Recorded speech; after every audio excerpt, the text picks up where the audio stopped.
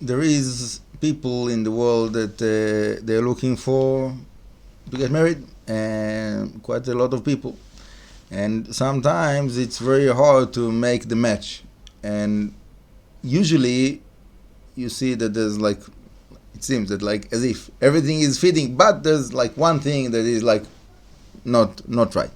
So it can be the age, it can be the height, it can be something like physical, emotional, spiritual, all kinds of different things.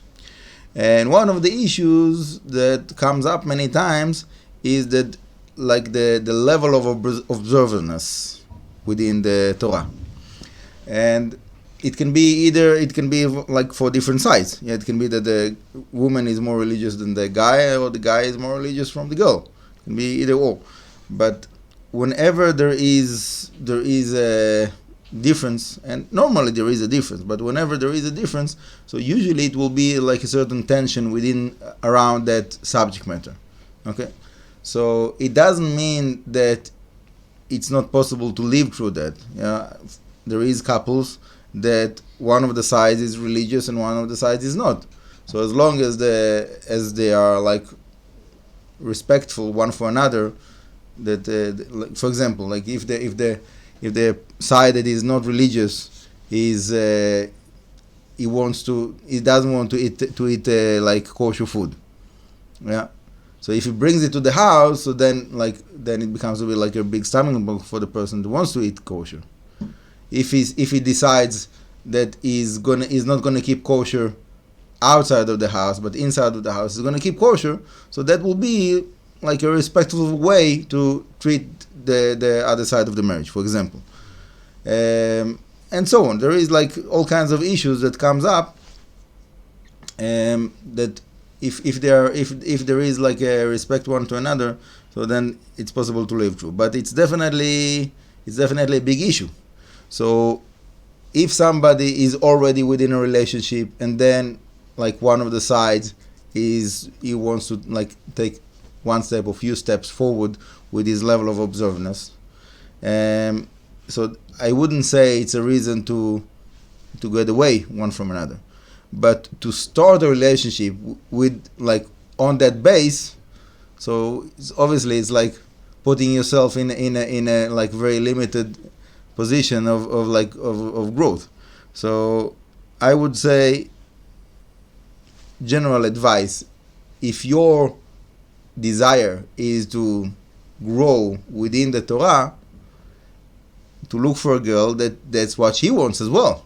She wants to grow within the Torah. She wants her husband to grow within the Torah. Yeah. If one side wants to grow and you have to fight with his marriage like a partner every time about every step that he wants to take, it can be a very miserable life. It's not something that someone wants to wish for himself. So in a case like that, I would say it's better not to meet the girl or the guy in this case, because when you see someone, it can be a very nice person. It can be that like everything else is good and is wonderful and beautiful and nice and get along together and everything, but and then very easily there's like an emotional attachment that afterwards it's very hard to break. So that's why in the religious world, the way that those things are coming together usually is that you're doing all of the like sorting out what is right and what is not right for you before you meet anyone. Meaning, before I met my wife, so she knew pretty much my background and I knew about her background, because each one of us like learned like about the other, heard about it, and we made sure that like everything is fitting, and just we need to see if we like each other. Yeah. And that's usually the way that it's done in the religious world. There is exceptions, but this is the way it's usually done. And the source of the whole idea of Shidduchim, by the way, is coming from the Parashat Shavua that we're going to read in a couple of weeks, about Avraham Avinu, that he sends his slave Eliezer to find a shidduch for Yitzchak, right? So he tells him, like, you have to have like certain requirements for this girl that she will be fitting to my son, right? And Eliezer is giving her the test to see if she's kind, if she's doing chesed, right?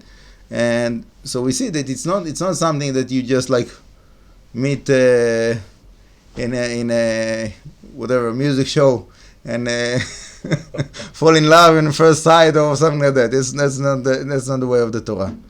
Yeah, so that's there is stories like that in the world, but it's not a Jewish tradition so much.